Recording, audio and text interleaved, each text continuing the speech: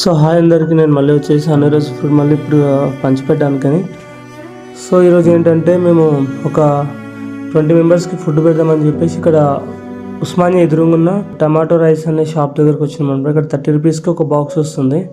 So మేము తీసేసుకున్నాము. Water bottles కూడా ready చేసుకున్నాము. రెడీ చేసుకొని ఇంకా మేము స్టార్ట్ అయిపోయాము అనమాట. ఫస్ట్ ఇక్కడ మేము రోడ్ పక్కన ఒక ముసలాయనని చూసినాము. చూడండి పాపం, ఆయన చాలా చలిలో అస్సలు దుప్పటి లేకుండా పడుకుంటూ నాకు చాలా అంటే చాలా బాధ అనిపించింది. ఆయనకు ఫుడ్ ఇస్తుంటే ఆయన లేవడానికి కూడా చేతనైతే లేదు. చలి పెడుతుంది అంటే నేనే అతనికి దుప్పటి అనేది కప్పినా అనమాట. కప్పితే ఆయన చూడండి తొందరగా దుప్పటి కప్పుకుంటుండో ఫుడ్ కూడా తింటలేడు అనమాట. అంత చలిలో పడుకున్నాడు పాపము. నెక్స్ట్ వచ్చేసి ఇక్కడ ఇంకొక అతను ఉన్నాడు, ఆయన దగ్గర కూడా వచ్చినాము. సేమ్ ఆయన కూడా మేము ఫుడ్ ఇస్తే తీసుకున్నాడు. సో ఏంటంటే మనుషులు చాలా అంటే చాలా ఆకలితో ఉంటారు. అంటే అది మనం కడుపు నిండా తినేసి పడుకుంటాం చాలామంది, కాబట్టి మనకు చాలామందికి అర్థం కాదు. బట్ ఆకలితో ఉన్న వాళ్ళ దగ్గరికి వెళ్ళి ఆ విషయాన్ని అడిగితే అది ఎంత దారుణంగా ఉంటుందో వాళ్ళు చెప్తారనమాట.